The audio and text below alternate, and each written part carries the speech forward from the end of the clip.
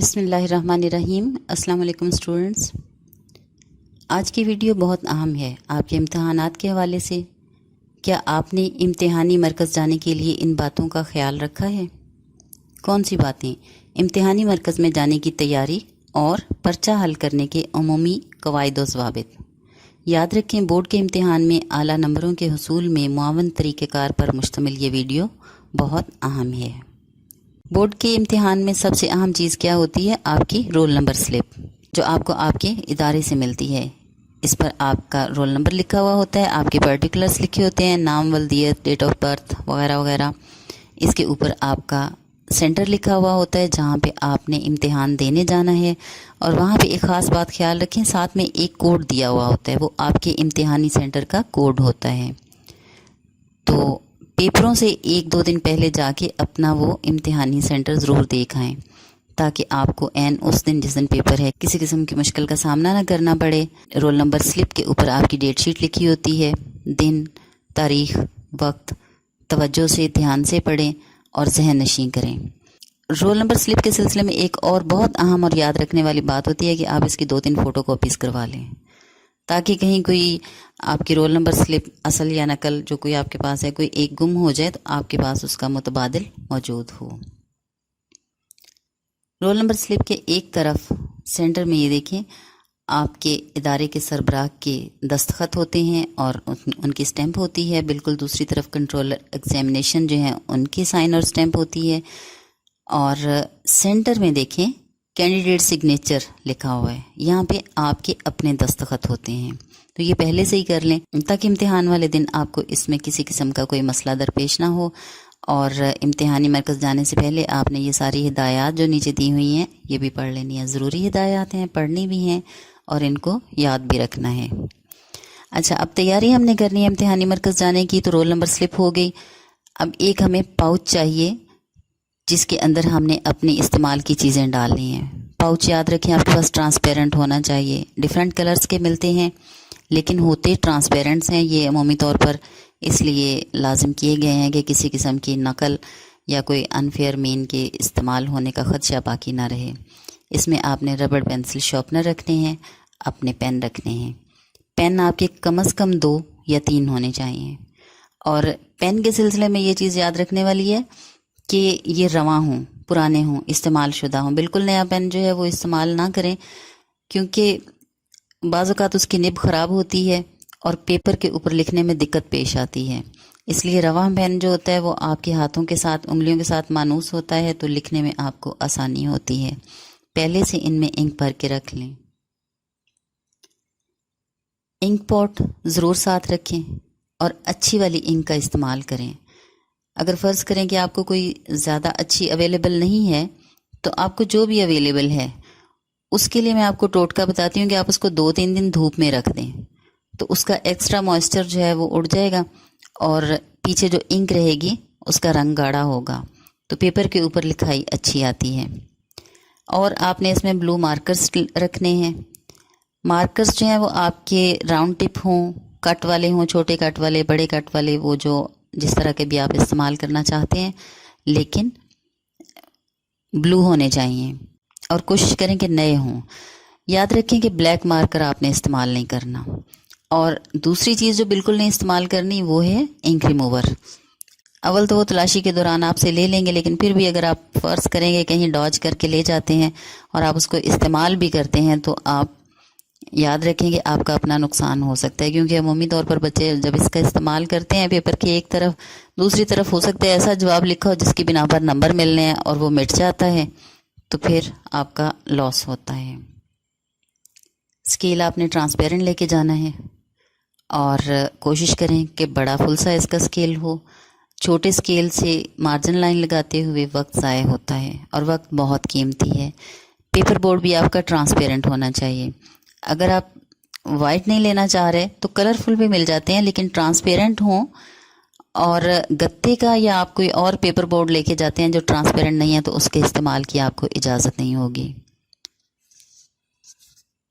Geometry box आपका पहले से तैयार होना चाहिए। अगर फ़र्ज़ करें कि आपका मैथ का पेपर है या कोई ऐसा पेपर जिसमें आपको इसकी ज़रूरत है, तो ज्योमेट्री बॉक्स की तमाम चीज़ें पहले से तैयार करके रख लें। گھڑی آپ کے پاس لازمی ہونی چاہیے تاکہ آپ کو کسی سے وقت پوچھنے کی ضرورت پیش نہ آئے۔ اور گھڑی کے سلسلے میں یاد رکھنے والی یہ بات ہے کہ ڈیجیٹل واچز یا اسمارٹ واچز استعمال کرنے کی اجازت نہیں ہے، وہ وہاں پہ ضبط بھی ہو سکتی ہیں۔ آپ نمبروں والی گھڑی لے لیں، وہ اس لیے بھی بہتر ہوتی ہے کہ آپ کو وقت دیکھنے میں آسانی ہوتی ہے۔ اسٹیپلر آپ کے پاس لازمی ہونا چاہیے، اگر فرض کریں آپ کو ایکسٹرا شیٹ کی ضرورت پڑتی ہے تو اسٹیپلر آپ کے پاس ہونا چاہیے، اور پنیں بھی چیک کر کے رکھیں۔ جو بچیاں عبایا پہنتی ہیں یا حجاب وغیرہ کرتی ہیں ان کو میں یاد دلا دوں کہ امتحانی مرکز میں آپ کو عبایا کے ساتھ بیٹھنے کی اجازت نہیں ہوگی، نہ ہی حجاب کے ساتھ، تو آپ وہاں پہ سادہ سا دوپٹہ ہی استعمال کر سکتی ہیں۔ اس لیے وہاں پہ ضد بھی مت کیجیے، کیونکہ یہ بورڈ کی طرف سے پابندی ہوتی ہے، نگران عملے کو تنگ نہیں کرنا آپ نے۔ اپنی ساری چیزیں پوری کر کے لے جائیے۔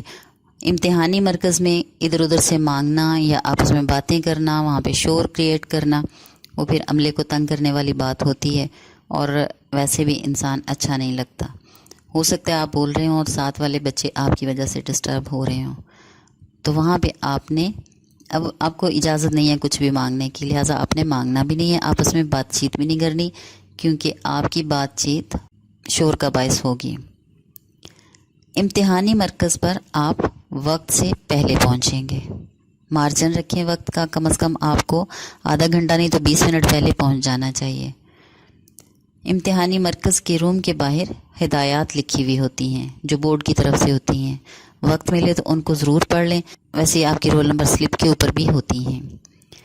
ایگزامینیشن روم میں جب آپ کو کہا جائے تو آپ نے انٹر ہونا ہے، اور وہاں پہ چیئرز کے اوپر آپ کے رول نمبر لکھے ہوتے ہیں، اپنا رول نمبر تلاش کیجیے خاموشی کے ساتھ، اس کے اوپر بیٹھ جائیے۔ ادھر ادھر گھوم پھر کر شور شرابہ نہیں کرنا آپ نے۔ اچھا، آپ کو پھر آنسر شیٹس دی جاتی ہیں۔ آنسر شیٹ جو ہوتی ہے اس کے باہر والی سائڈ پہ ببل شیٹ ہوتی ہے جس کے اوپر آپ کے پرٹیکولرز ہوتے ہیں، اور دوسری طرف سے وہ کچھ اس طرح کی ہوتی ہے جدھر آپ نے اپنے سوالوں کے جواب لکھنے ہوتے ہیں۔ تو ببل شیٹ کو کیسے پر کیا جائے اس کے لیے میں دوسری ویڈیو جو بنا چکی ہوں اس کو ذرا غور سے اور تسلی سے دیکھ لیجئے، اور اس طریقہ کار کو حفظ کر لیجئے۔ ذہن میں کوئی کنفیوژن ہو آپ پوچھ بھی سکتے ہیں، اور آپ اس کو دوبارہ بھی دیکھ سکتے ہیں کہ وہ کس طرح سے فل کرنی ہے۔ تو جو اس میں احتیاطی تدابیر بتائی گئی ہیں ان کو اختیار کرنا ہے۔ اس ببل شیٹ کے اوپر اس کی بیک سائڈ پہ آپ نے سوالوں کے جواب جو ہیں جون سا ببل بنتا ہے اس کو فل کرنا ہے، اور اس میں بہت عام چیز جو ہوتی ہے وہ پیپر کوڈ ہوتا ہے، ٹھیک ہے، اسی کے مطابق آپ کا پیپر جو ہے وہ چیک ہونا ہے۔ اگر پیپر کوڈ آپ غلط لکھتے ہیں تو آپ کے نمبر کٹ سکتے ہیں، ٹھیک۔ ببل شیٹ کا صفحہ پلٹیں گے تو آگے آپ کے سبجیکٹو پیپر کی آنسر شیٹ شروع ہو جاتی ہے۔ اس کا یہ پرٹیکولرز والا حصہ جو آپ کے اپنے متعلق معلومات ہیں، آپ کا نام، دستخط، رول نمبر وغیرہ، یہ اس دفعہ فل نہیں کروا رہے، اوپر بلینک کی اسٹیمپ لگا دیتے ہیں وہ، لیکن یہ نیچے آپ نے تھم امپریشن دینا ہوتا ہے اور مضمون لکھنا ہوتا ہے یا گروپ وغیرہ۔ اس کے اوپر بھی یہ نیچے ہدایات لکھی ہوئی ہیں، دیکھیں، ان کو غور سے پڑھیں اور یاد رکھیں، ٹھیک ہے۔ سبجیکٹو پیپر کا جو معلومات والا صفحہ ہے اس کے اندر والی سائڈ پہ جہاں پہ ادھر بلینک لکھا ہوا ہے وہاں پہ اندر بلیک لائنیں لگی ہوئی ہیں، یہ اس لیے کہ آپ نے اس حصے کو استعمال نہیں کرنا، کیونکہ یہ حصہ وہ کاٹ لیتے ہوتے ہیں، ٹھیک ہے۔ اور نیچے یہ جو ایرو بنا ہوا ہے یہ دیکھیں، اس کے بعد سے آپ نے جو پیپر ہے اس کو سالو کرنا شروع کرنا ہے۔ یہ ایک پرفارما ہوتا ہے آپ کے پاس، اٹینڈنس کے لیے آتا ہے، اس پہ آپ نے اپنا رول نمبر لکھنا ہے، اپنے دستخط کرنے ہیں، اور جو آپ کا آبجیکٹو پیپر ہے اس کا کوڈ لکھنا ہے، جو میں بار بار کہہ رہی ہوں کہ وہ بہت اہم ہوتا ہے۔ اور مزید اگر آپ کو کوئی ایکسٹرا شیٹ وغیرہ کی ضرورت پڑتی ہے تو وہ پھر یہ حصہ جو ہے وہ آپ سے فل کروایا جائے گا۔ اچھا، گھبرانا نہیں ہے آپ یہ یاد رکھیں کہ جب انسان گھبرا جاتا ہے تو وہ ظاہر ہے پھر کچھ کر نہیں سکتا، ٹھیک ہے، اس لیے اپنا کانفیڈنس نہیں لوز کرنا آپ نے، اور اللہ تعالیٰ غفور الرحیم ہے، وہ آپ کی محنت کو کبھی بھی ضائع نہیں کرتا۔ آپ نے آنسر شیٹ کے اوپر اپنا رول نمبر کیئرفلی لکھنا ہے، ٹھیک ہے، ببل شیٹ کے اوپر لکھنا ہے آپ نے، اور کہیں کوئی ایسی آئیڈینٹیفیکیشن، کوئی ایسی علامت، کوئی سمبل نہیں بنانا آپ نے جس کی نگران عملہ اجازت نہ دیتا ہو یا جو آپ کی آئیڈینٹیفیکیشن ہو۔ احتیاط کے ساتھ آپ نے اپنا رول نمبر لکھنا ہے، ٹھیک ہے، اور اس کے بعد آپ کو پہلے سبجیکٹو پیپر ملے گا۔ پیپر ظاہر 2 طرح کا آتا ہے آپ کے پاس، ایک آبجیکٹیو ہوتا ہے، ایک سبجیکٹیو ہوتا ہے۔ آبجیکٹیو پیپر پہلے دیا جائے گا آپ کو، تو اس کو آپ نے احتیاط سے پڑھنا ہے اور ببل شیٹ کے اوپر اس کے ببلز فل کرنے ہیں۔ اس کے بعد آپ کو سبجیکٹیو پیپر دیا جائے گا، اسے احتیاط سے پڑھیں، غور سے پڑھیں، اور ہاں وقت جو ہے اس کا ذرا دھیان رکھنا ہے، آپ نے وقت بہت ضائع نہیں کرنا کہ پیپر ہی پڑھتے رہیں اور ٹائم گزر جائے۔ تمام سوال جو ہیں وہ غور سے پڑھیں، اور جو سوال آپ کو زیادہ اچھی طرح سے آتا ہے اس کو آپ کوشش کریں پہلے سالو کریں۔ ہاں اس میں یاد رکھنے کی یہ چیز ہے کہ جو سوال آپ کو اچھی طرح سے آتا ہے اس کو اگر آپ پہلے نمبر پر کر رہے ہیں تو اس کا جو کوسچن پیپر کے اوپر اصل نمبر ہے اس کو نہ تبدیل کریں۔ فرض کر لیں کہ کوسچن پیپر کے اوپر اس سوال کا جو آپ کو بہت اچھی طرح آتا ہے نمبر 6 ہے یا 7 ہے، تو آپ آنسر شیٹ کے اوپر بھی اس کا نمبر وہی لکھیں گے، اس کو تبدیل نہیں کرنا۔ اور اگر فرض کریں کہ آپ اس سوال کو سب سے آخر میں کرنا چاہتے ہیں تو بھی آپ اس کا یہی اصل والا نمبر لکھیں۔ پھر جو سوال ہے اس کے تمام حصے، فرض کر لیں ایک سوال کے 2 حصے ہیں، 3 حصے ہیں، اے بی سی وغیرہ وغیرہ، تو ان کا سیکوینس برقرار رکھیں۔ اگر کوئی حصہ نہیں آتا تو آپ اس کے لیے جگہ چھوڑ دیں تاکہ بعد میں کر لیں، اور اگر فرض کر لیں کہ آپ کو بھول گیا ہے وہ کرنا، کوئی حصہ آتا ہے یا نہیں آتا یا آپ کو بھول گیا ہے جیسے بھی ہے، تو پھر جب یاد آئے تو آپ سوال کے اصل حصے کے ساتھ نیچے چھوٹا سا لکھیں کہ اس کا باقی حصہ جو ہے وہ آخر میں ہے یا فلاں سوال کے بعد ہے، تاکہ جو پیپر چیک کر رہا ہے اس کو پتہ چل جائے کہ کچھ حصہ یہ ہے کچھ آگے ہے۔ ہاں اپنے طور پر یہ مت کریں کہ آپ سوال کا ایک حصہ کر لیتے ہیں اور اس کے بعد دوسرا سوال شروع کر دیتے ہیں اور اس کے بعد پھر پہلے سوال کا باقی حصہ شروع کر دیتے ہیں لکھنا، تو کوئی کہیں مینشن بھی نہیں کرتے، تو یہ چیز آپ کے لیے نقصان دہ ہو سکتی ہے۔ ہاں ایک اور چیز کا خیال رکھیں کہ اگر آپ کے پاس وقت بچتا ہے تو آپ ایکسٹرا کویسچن ضرور اٹیمپٹ کریں۔ شیٹ آپ نے ویسٹ نہیں کرنی۔ بہت سے بچے ایسا کرتے ہیں کہ مارجن لائن بڑی بڑی لگا دیتے ہیں، یا سوال کی ہیڈنگ دی 2-3 لائنیں چھوڑ دیں، جواب کی ہیڈنگ دی 2-3 لائنیں چھوڑ دیں، پھر جواب لکھنا شروع کر دیا، یا پیپر کے باٹم میں بالکل اینڈ پہ نیچے 2-3 لائنیں ویسے ہی چھوڑ دیں، تو شیٹ نہیں آپ نے ویسٹ کرنی۔